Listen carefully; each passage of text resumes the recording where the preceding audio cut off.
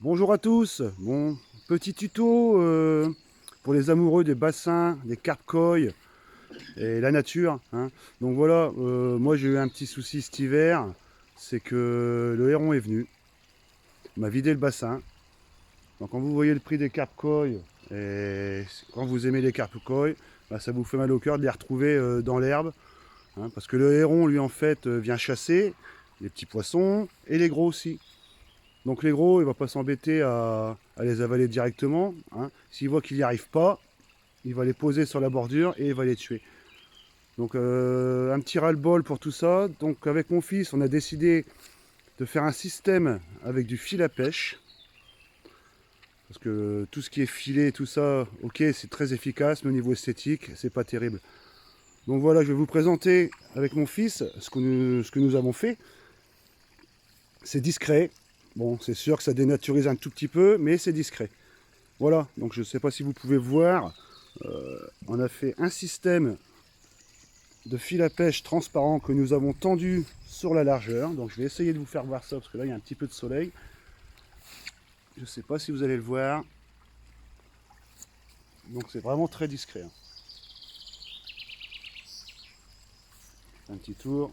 Donc on a fait un système sur la largeur du bassin. Et après on a fait un périphérique du bassin avec un système de clochette. Parce que vous voyez le petit héron qui est là en plastique.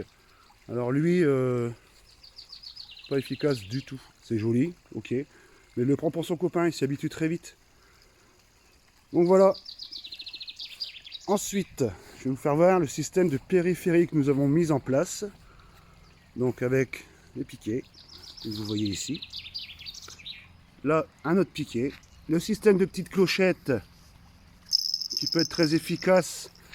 Parce que même s'il essaye d'enjamber, qu'il ne voit pas le fil, ce qui m'étonnerait quand même, ça permet quand même de faire un petit bruit et d'éloigner le héron. Donc voilà, donc tout en périphérie, nous avons tendu des fils.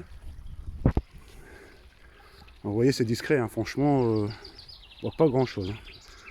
Donc là, petit piton accroché à la cascade.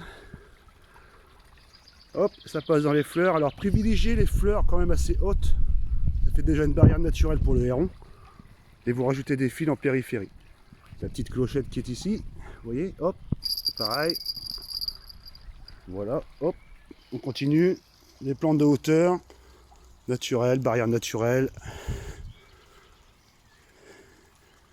Et on continue et on fait ça tout le tour du bassin.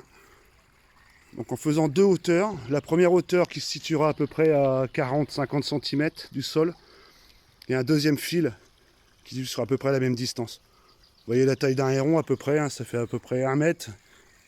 Donc normalement, il ne devrait pas passer.